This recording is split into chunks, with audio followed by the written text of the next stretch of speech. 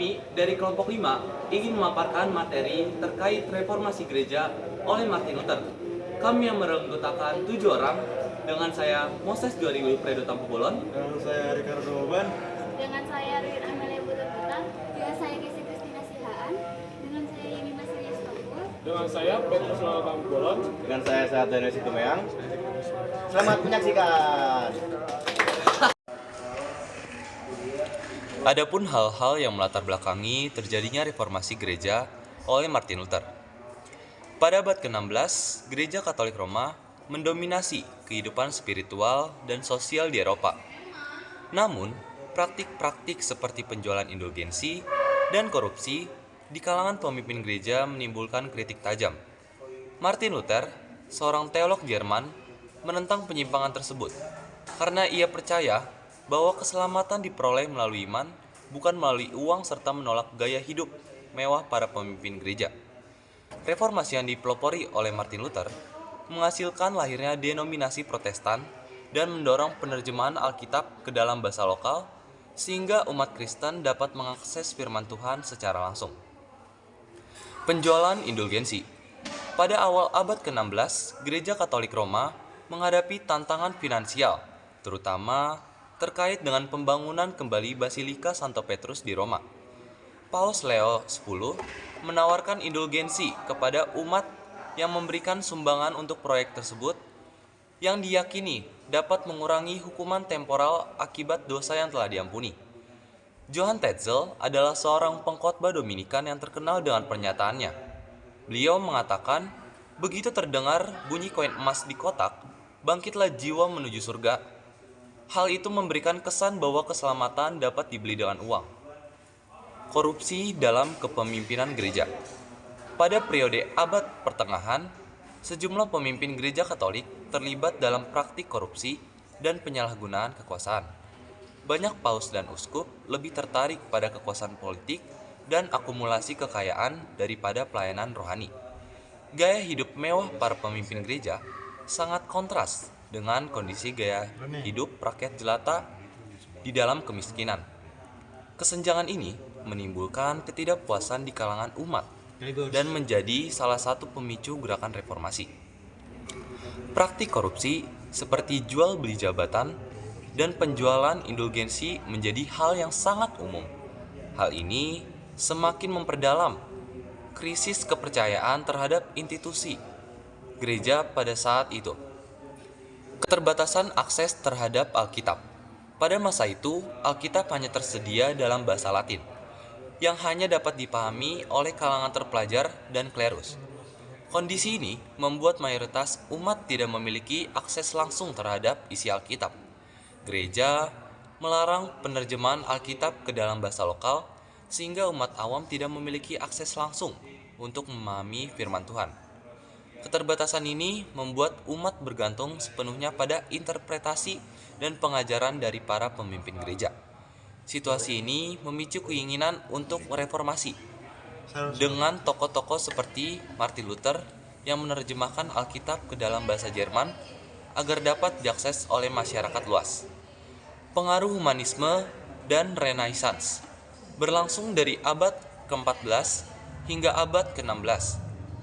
Yang dapat membawa perubahan signifikan dalam cara pandang masyarakat terhadap otoritas dan tradisi. Pemikiran ini mendorong banyaknya ilmuwan dan filsuf untuk menuntut reformasi dalam gereja serta mengkritik praktik korupsi. Menekankan pentingnya pemikiran rasional dan penelaahan kritis terhadap teks-teks klasik, termasuk salah satunya Alkitab. Para humanis mendorong studi langsung terhadap sumber-sumber asli dan menolak interpretasi yang dianggap menyimpang dari makna sebenarnya. Kelahiran dan pendidikan. Martin Luther lahir di Elsheben 10 November 1483. Dibaptiskan pada hari raya Santos Martin dari Tours pada usia 17 tahun. Luther masuk ke Universitas Erfurt dan mendapatkan gelar sarjananya 1502. Gelar magisternya 1505. Momen perubahan hidup. Semuanya berubah ketika Suatu hari di musim panas 1506 saat terjadi serangan badai petir menyambarnya ketika ia sedang berjalan pulang dari sekolah. Dalam ketakutan, ia berseru, "Tolong Santa Ana, saya akan menjadi biarawan." Kehidupan religius. Luther meninggalkan sekolah hukumnya dan masuk ke biara Erfurt. Dia adalah seorang pendeta Jerman ahli teologi Kristen dan pendiri gereja Lutheran, gereja Protestan. Ajaran utama Martin Luther, kembali pada Alkitab. Seruan untuk kembali pada ajaran Alkitab. Keselamatan melalui iman. Keselamatan diperoleh melalui iman, bukan perbuatan. Anugerah Allah. Keselamatan sepenuhnya adalah pemberian dari anugerah Allah melalui Kristus.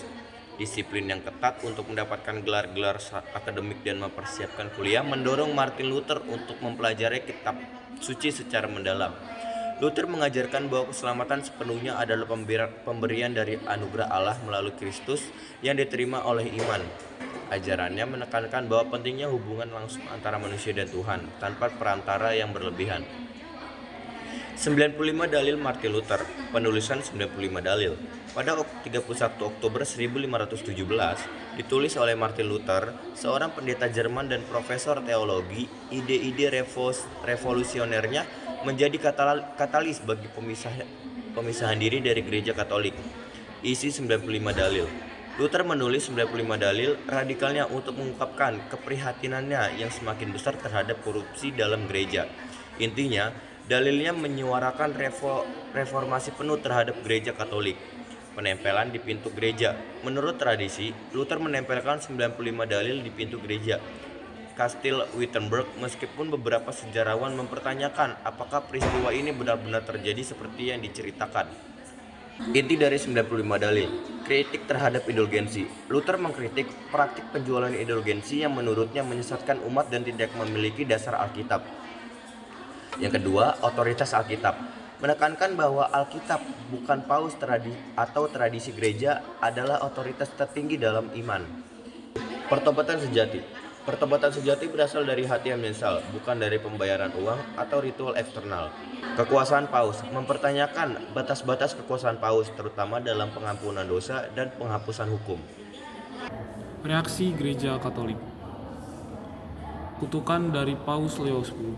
Paus Leo X mengutuk ajaran Luther dan mengancam akan mengucilkannya jika ia tidak menarik kembali pendapatnya. Reaksi ini menunjukkan betapa seriusnya Gereja Katolik memandang tantangan yang diajukan oleh Luther. Diet Worms 1521. Pada tahun 1521, Luther dipanggil ke Diet Worms, sebuah pertemuan resmi kekaisaran, di mana ia menolak mencabut ajarannya dan berkata, "Di sini aku berdiri, aku tidak bisa berbuat lain. Tuhan menolongku." Perlindungan dari Pangeran Frederick. Akibat penolakannya, Luther diekskomunikasi dari Gereja Katolik.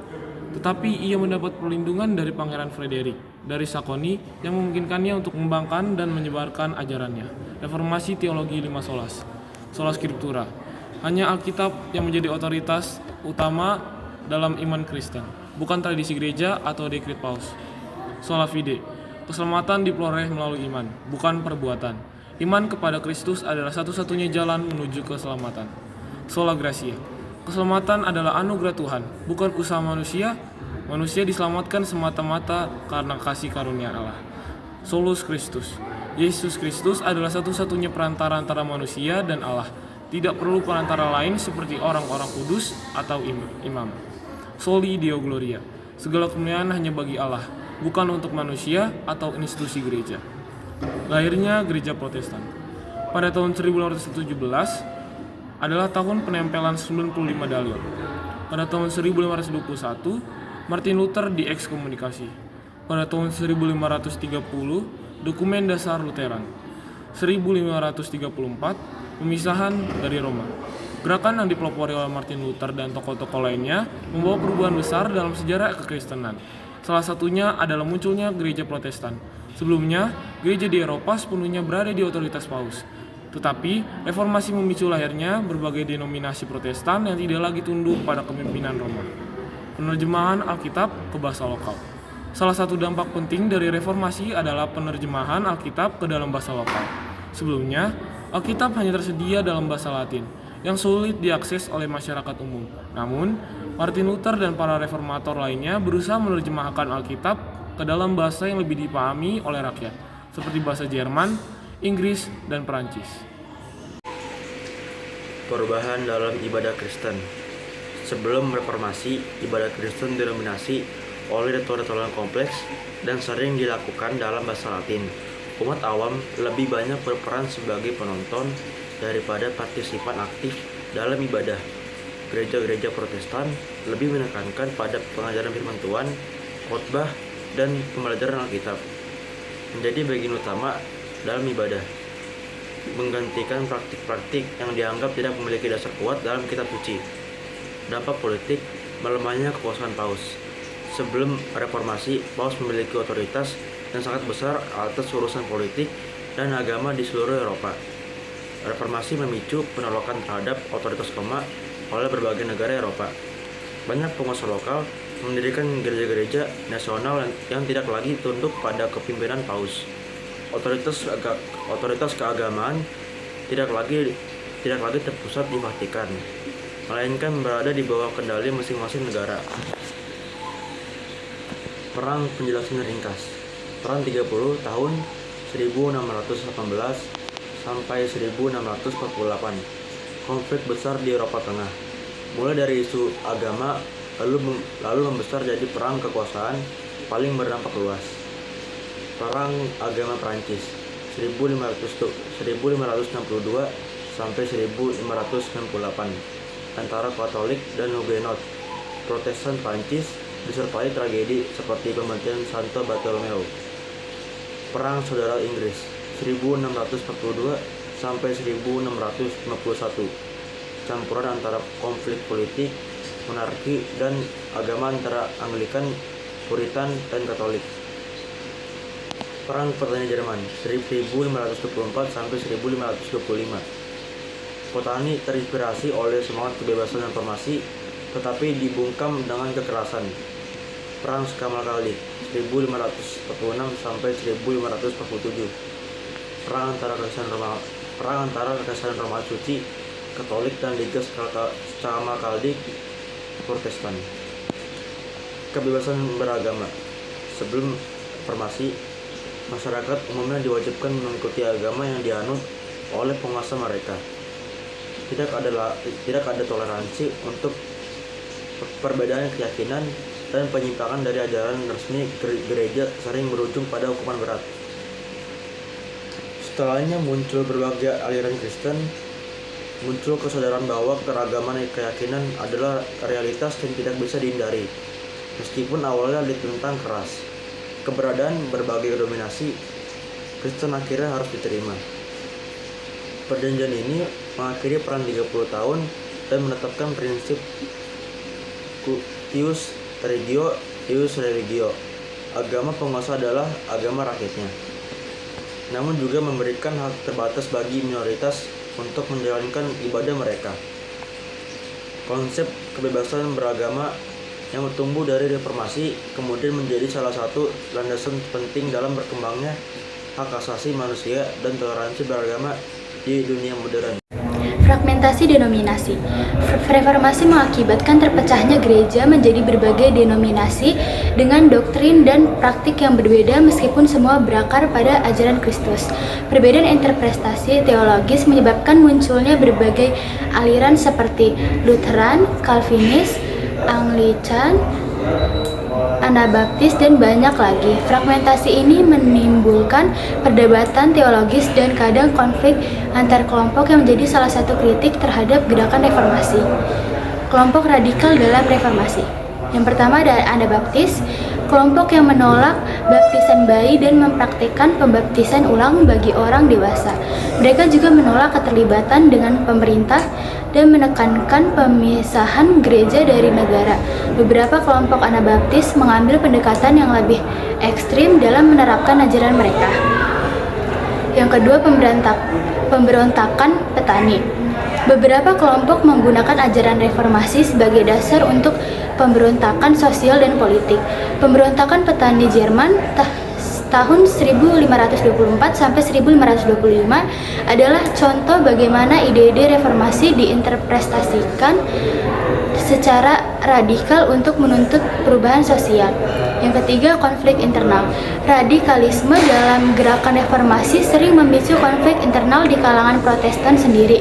Luther sendiri mengkritik keras kelompok-kelompok yang dianggapnya terlalu ekstrim dalam menerapkan ajaran reformasi. Pentingnya kembali kepada Alkitab, sumber kebenaran. Alkitab sebagai firman Allah yang melampaui otoritas gereja. Dasar pengakuan iman. Standar etika dan acuan utama dalam ibadah. Satu-satunya sumber. Patokan bagi doktrin Kristen. Alkitab memiliki peran sentral dalam iman Kristen, berfungsi sebagai dasar pengakuan iman, standar etika, dan acuan utama dalam ibadah serta pelayanan pastoral. Sebagai firman Allah, Alkitab dianggap sebagai sumber kebenaran yang melampaui otoritas gereja. Teologi reformasi menegaskan bahwa Alkitab harus menjadi satu-satunya sumber dalam pengajaran iman Kristen. Reformasi sebagai semangat pembaruan. Pembaruan berkelanjutan.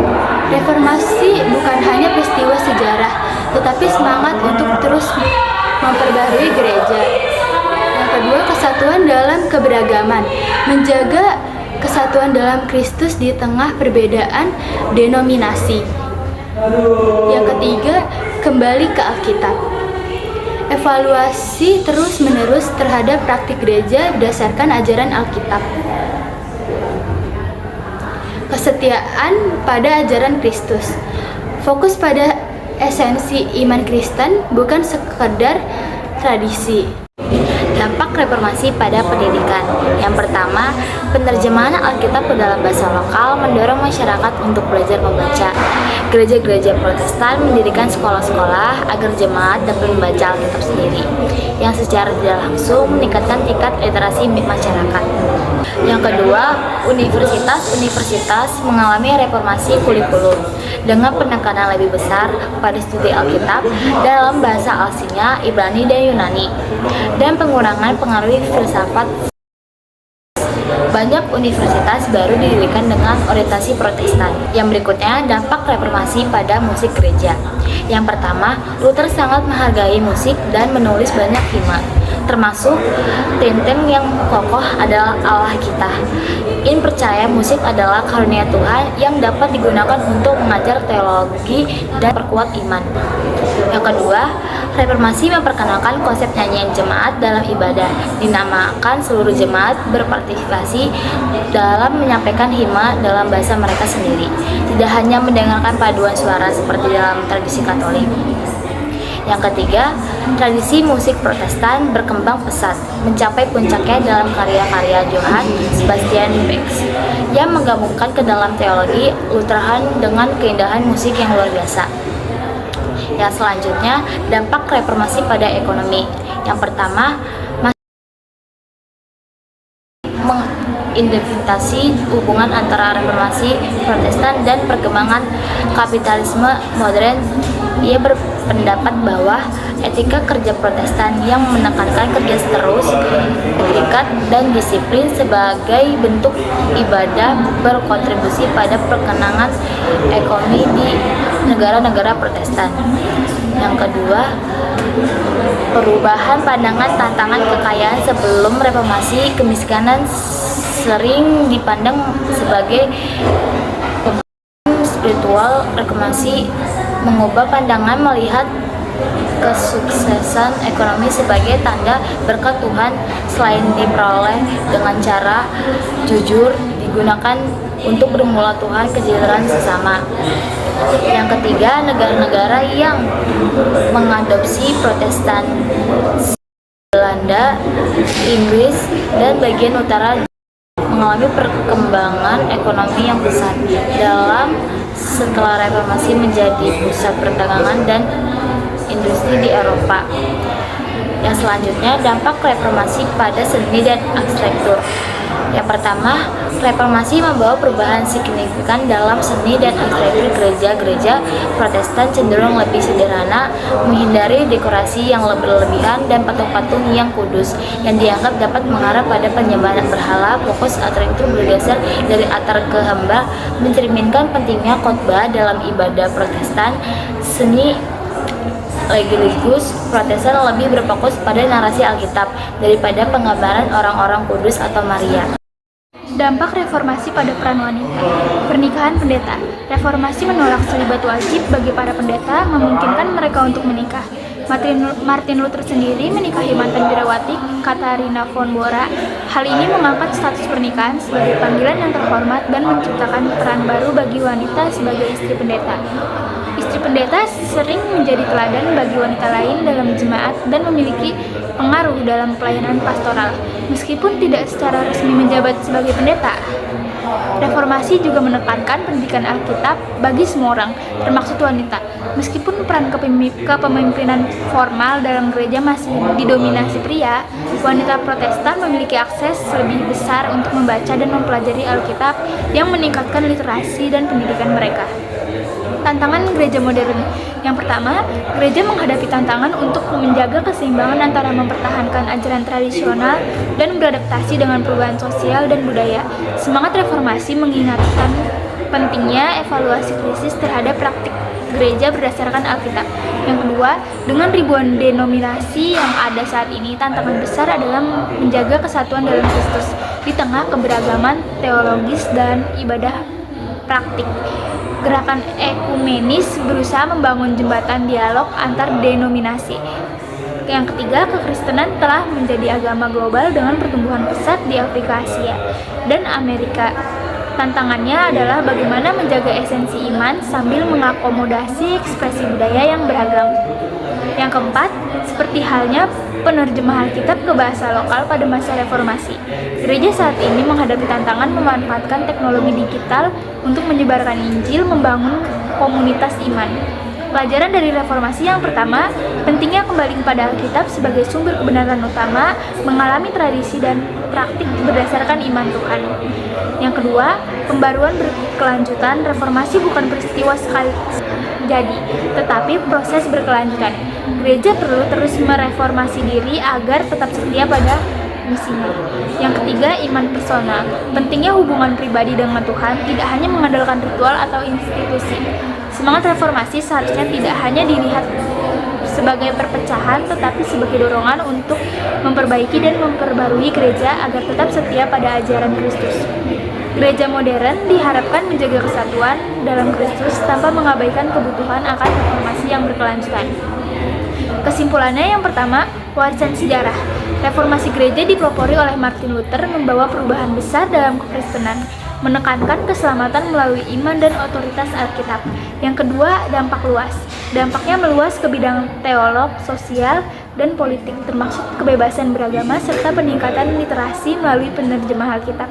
Yang ketiga, gereja masa kini atau gereja modern harus tetap antusias pada firman Tuhan dan terus melakukan pembaruan sesuai ajaran Alkitab, menjaga kesatuan dalam Kristus.